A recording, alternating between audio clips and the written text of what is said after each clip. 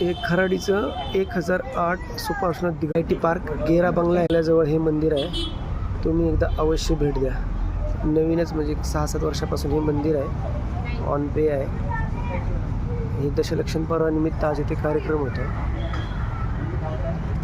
हे गजानन म्हणून इथले पंडित जे आहेत बघू शकता तुम्ही.